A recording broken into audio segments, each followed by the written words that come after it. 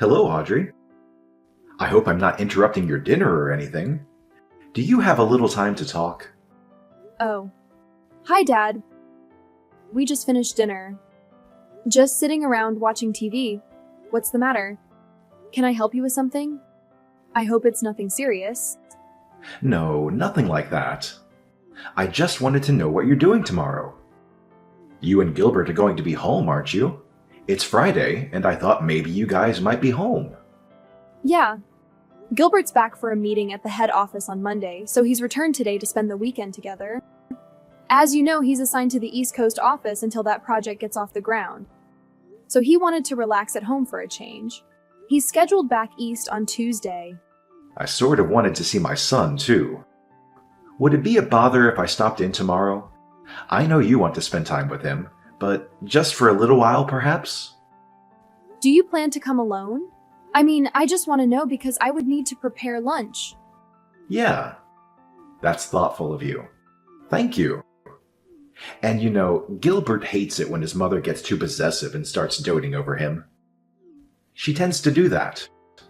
To be honest, Gilbert called me and made me promise not to tell her he was returning. Right. We were just talking about that, as a matter of fact. He also made me swear not to mention a word about his... Yes. Well, I had to lie to her. I told her I was seeing an old friend who happened to be in town, and that I was driving over to have lunch with him. I sort of feel bad lying to her, but I really have no choice. Actually, I'm really seeing this friend, so it's not if I'm really lying. You know what I mean? Oh, okay. That's way better, huh? I'll talk to Gilbert later so we can get our story straight. Just in case. Yeah, thanks. Better to be on the safe side, just in case. Okay, so tomorrow I plan to meet up with my friend in the morning, and then I will head over. Is 1 p.m. or so alright with you guys? Yeah, no problem. I'll have lunch ready for you. I bet you're excited to see your son. Yes, I certainly am. Okay, Audrey. See you tomorrow. Hello? Audrey, are you there? Pick up, would you please? I want you to clean the house tomorrow. And I won't take no for an answer. So, what I want you to do is take the day off and drive over here at noon or so. Please start with the living room. It needs a good vacuum. Excuse me. This is all kind of sudden, isn't it? I said no excuses. You have your car, right? Pick up some floor cleaner on the way here, would you? We're out. After you've done cleaning, I need you to go out and do some grocery shopping. I have to replenish some big items. Case of bottled water and a case of Audrey's soup. I've got a whole list here. And you know I have a bad back, so help me out here, would you? I'm sorry, but I just can't make it tomorrow. I already made an important appointment. I really can't change it. What did I just say? I said I will not take no for an answer. Besides, what's more important than helping out your husband's mother when she's in trouble? You better get your priorities straight, Audrey. Well, my priority tomorrow is that I have an important schedule that I cannot change no matter what. I'm afraid you're going to have to take that no for an answer. End of story. But I'm willing to help you out on another day, but as for tomorrow, it's not going to happen. I'm really sorry about that. I'm just asking you to do a little cleaning and shopping for me, for Pete's sake. That's the least you can do for your mother. Mother, where do you think I live? You're at least an hour and a half drive away. I can't just pop over there and do the cleaning and shopping and pop back home again. It would take the entire day. Am I hearing you right? What's an hour and a half drive on the way? That's nothing. You know what people call women like you? They call people like you foot draggers. A lazy bum is what you are. I just cannot understand why Gilbert even married you. How can you act this way towards your mother-in-law? No matter what you say, Mother, I'm not changing my schedule. And that's that. No further discussion required. Goodbye. Audrey, good morning. How are you? I'm fine, Dad. How about you? Yeah, not too bad. Just finished meeting with my friend. I'm on my way there now. I should get there in about 20 minutes. No change of plans, I hope. No changes. Just be careful driving over here. The traffic seems a bit heavy today. No need to pick up anything on the way. We're all set for lunch. Audrey, where the hell are you? I thought you would be cleaning the living room about now. I always knew you were lazy, but I didn't realize you were this much of a good-for-nothing slacker. I waited all morning for you. I never thought you would defy me so blatantly. There are consequences for your insubordinate attitude. You do realize that, I hope. The living room still needs vacuuming. And you still have to pick up all those items at the grocery store. The store is not going to be open all night. I want this done today. This is the job of the daughter-in-law. You must get over here right this minute and get to work. I want you here in 30 minutes. No ifs, ands, or buts about it. You hear me, Audrey? There will be consequences if you disobey me. As punishment for defying me and not showing up as I asked. You're going to have to prepare dinner tonight, too. And I'm not talking about slapping a ham and cheese sandwich together. A proper dinner. You got that? Mother, are you finished? You were going on, and I couldn't get a text in edgewise. I thought I told you I wasn't going over there. I have another important appointment that I cannot cancel. I thought you understood. And I thought I told you to give your mother-in-law priority above all others, didn't I? I said my answer was no, and I wanted no further discussion about it. What is so hard to understand about that? You really are one cheeky woman, Audrey. And to think that my dear son, my precious Gilbert, married you. What was he thinking? You were just a deadbeat wife. You know what, Audrey? I want you to divorce my son and disappear from our family forever. That's what I want from you. Oh, great. Just when I thought this conversation couldn't get any more frustrating, you conveniently bring up your husband's absence. Typical. Always finding a way to avoid taking responsibility for your actions. Well, isn't that just perfect? Blaming me for everything as usual. I'm providing discipline because someone needs it, and all I get is criticism. You should be grateful that I'm trying to teach you some manners. Oh yes, because calling me names is such a great way to teach me. I'm sorry, but I don't see the logic in that. And don't act like you're doing me a favor. It's not discipline, it's just your way of asserting control over me. Control? Please! I'm just trying to make you a better person. You should appreciate my efforts instead of constantly questioning them. Maybe if you showed a little more respect and listened to me, we wouldn't have these issues. Respect? Really? Respect is earned, Mom. And you haven't exactly been the epitome of respect towards me. How can you expect me to respect you when you resort to name-calling and belittling me? It's a two-way street, you know. Oh, listen to Miss Perfect over here. So wise and righteous. Spare me the lecture, Audrey. I've been around longer than you and I know a thing or two about life. Maybe if you stopped acting so entitled, you'd realize that. Entitled? That's rich coming from you. You're the one who can't handle any dissenting opinions and throws a fit whenever things don't go your way. I'm not entitled. I just want to be treated with respect and fairness like any other member of this family. Well, aren't you just the champion of fairness? I can see why your husband is furious. He's probably tired of your constant complaints and demands. Maybe you should take a good look in the mirror before pointing fingers at me. You know what? I'm done with this pointless argument. I've tried to reason with you, but it's clear that you're not interested in listening or understanding. I'll leave you to your own delusions. Just remember, our conversation is recorded, so you can't deny your behavior. Fine, go ahead and record it. I have nothing to hide. And maybe you should play it back to yourself so you can hear how unreasonable and ungrateful you sound. I've had enough of your attitude. Goodbye, Audrey.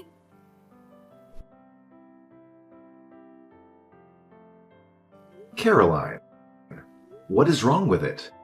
What is this all about, for God's sake? I wish you would put a stop to all of this. Why do you have to treat Audrey so horribly? What did she ever do to you? Is that you, Philip? What is this? Why are you texting me? I'm over here at Audrey and Gilbert's place right now. Audrey showed me what you've been saying to her. What is this? A lazy, deadbeat wife? Really? How could you say such things to Audrey? What? You're at Gilbert's place now? Why? Gilbert came back for a few days. Apparently, he has a meeting at the office on Monday. He wanted to spend time with Audrey over the weekend. I heard he was here. So on my way back from meeting my friend, I stopped in to say hello. Pardon me? Gilbert is back? He's home now?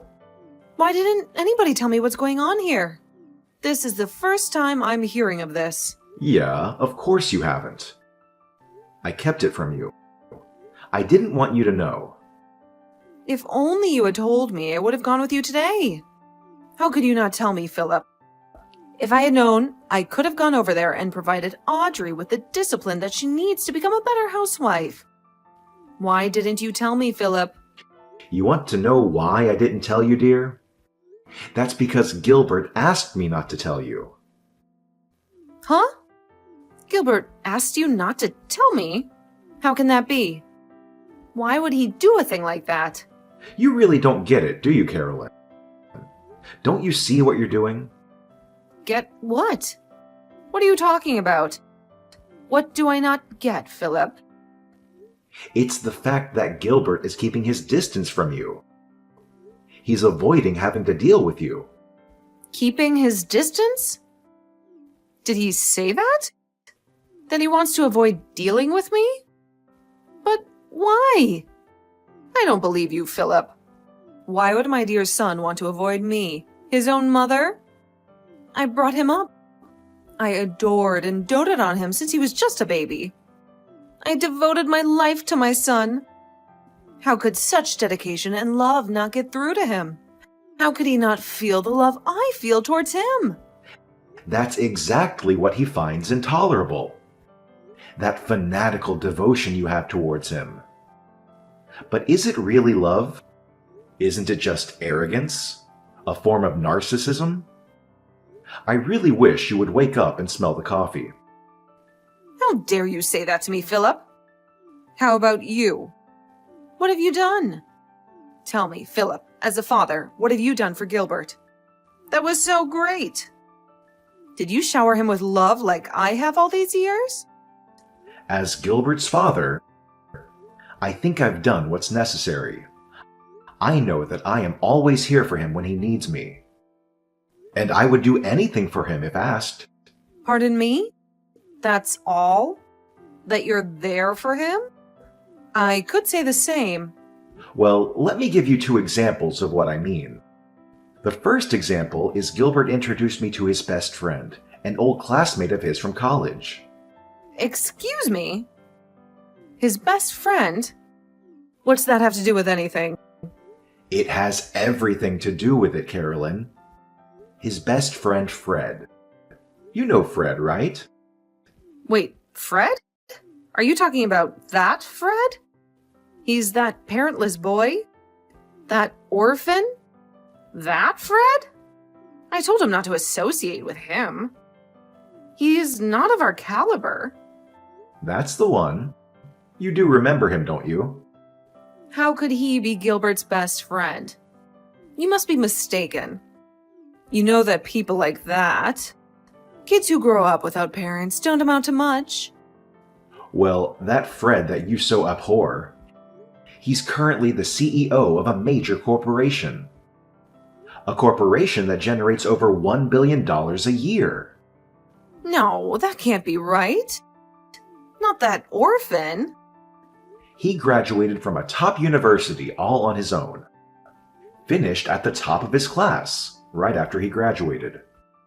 He started his own company and in no time built it to what it is today. When Gilbert first met him, he told me that I knew Fred would go far. That he succeeded beyond anyone's wildest dreams. And he was right. Unlike you, Gilbert has a good eye for people. He knew Fred would make a name for himself someday. He had no doubt in his mind. That Fred? That parentless young man? He runs a $1 billion company? He's the CEO of this company. Are you serious? And the second example. This concerns Audrey, Gilbert's wife, and your daughter-in-law. Gilbert introduced me to her 2 years before they even got married. He told me that he was in love with her and was seriously thinking about marrying her. He introduced Audrey to you 2 years before they got married? That's right. At the time, he told me he was going to introduce you to Audrey right before getting married. As I recall, it was like 2 or 3 months ago, wasn't it?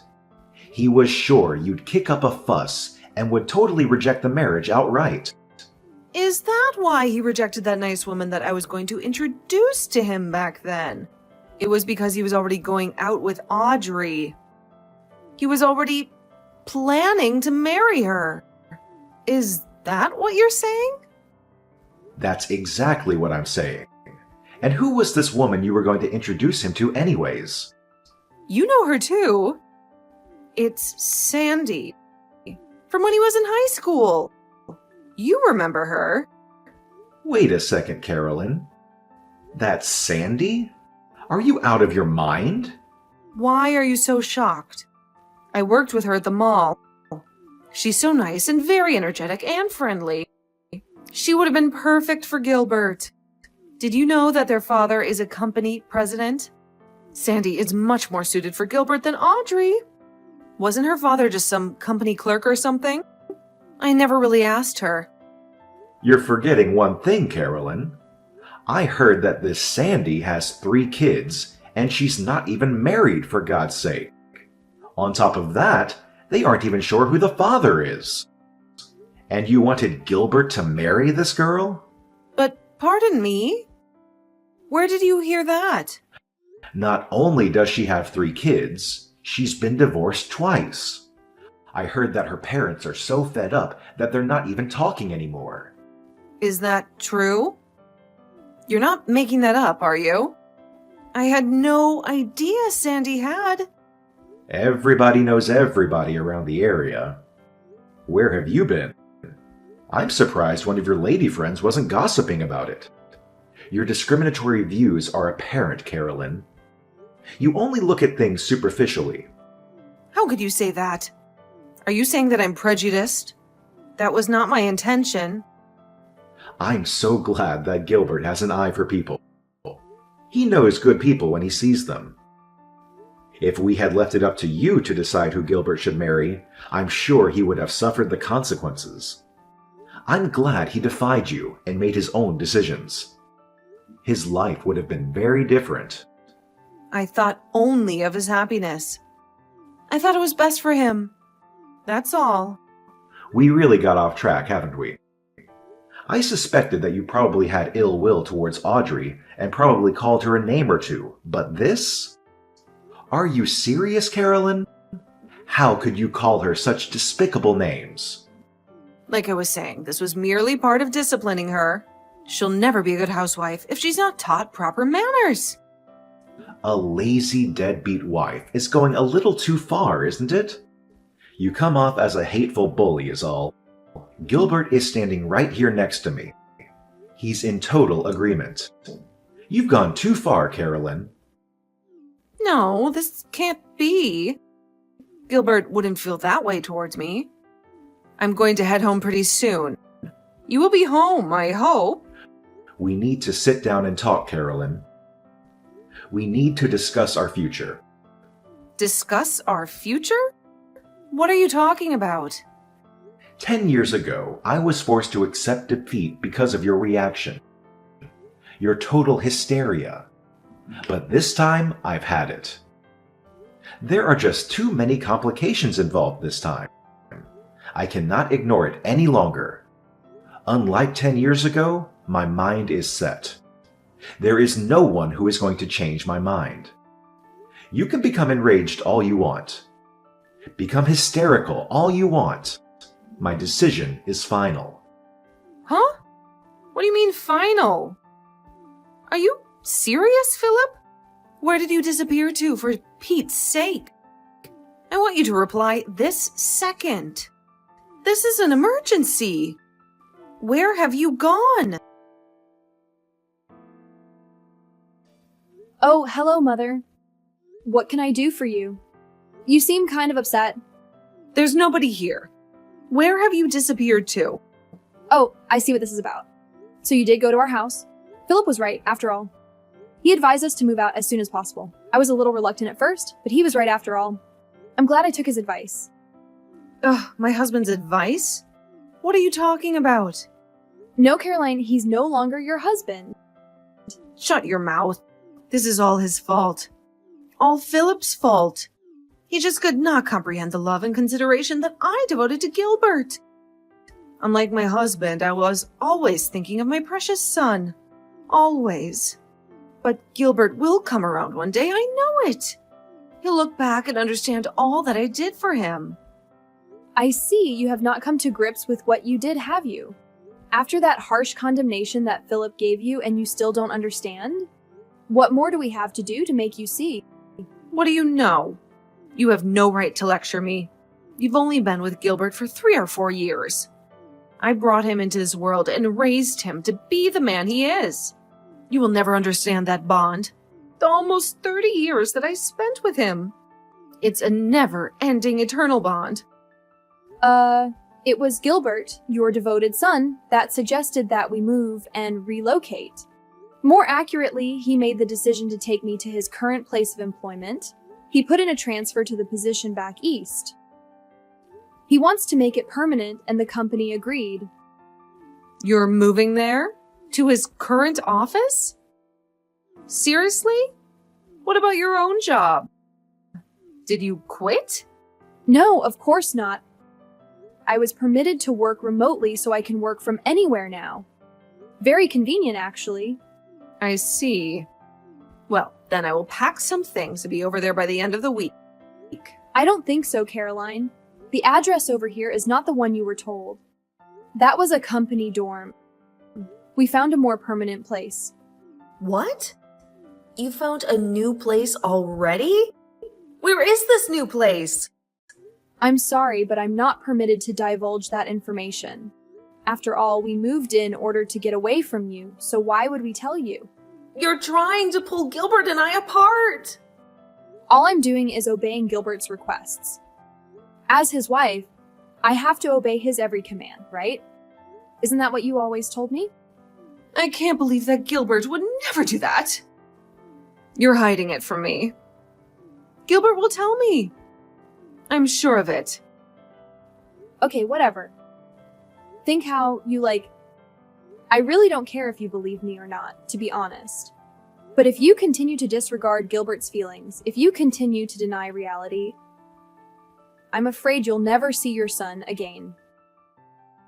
Pardon me? Not seeing my son? Not see my Gilbert ever again? There is nothing further for me to say to you. So maybe we can cut it short. What do you say? Goodbye. Wait. And don't cut me off. What do you mean? I won't ever see my son again? Don't you dare cut me off. Audrey? You'll regret this, Audrey! No matter what we said, no matter how we tried to explain it to her, she just could not accept the fact that Gilbert was sick and tired of her abnormal devotion and love for him.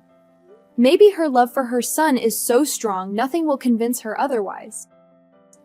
Gilbert tried various ways to make his mother understand his feelings, to no avail. He came to me and his father for advice after countless attempts to reconcile with his mother. She was his mother after all, and he wanted to settle the matter without breaking up the family. After his parents finally divorced, he sighed with relief, saying to me one night at the dinner table, "It's finally over." He finally seemed at peace with himself.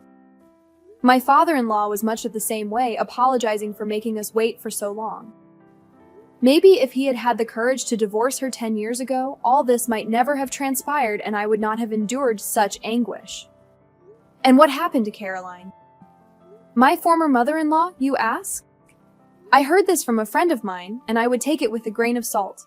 But apparently she found a young man that looked strikingly like Gilbert. I heard she used up all the money she received from her divorce and used it all on this guy. Last I heard, she was deep in debt. She completely disregarded warnings from her friends and neighbors and couldn't stop sinking money into this guy. She's always had a bullheadedness about her.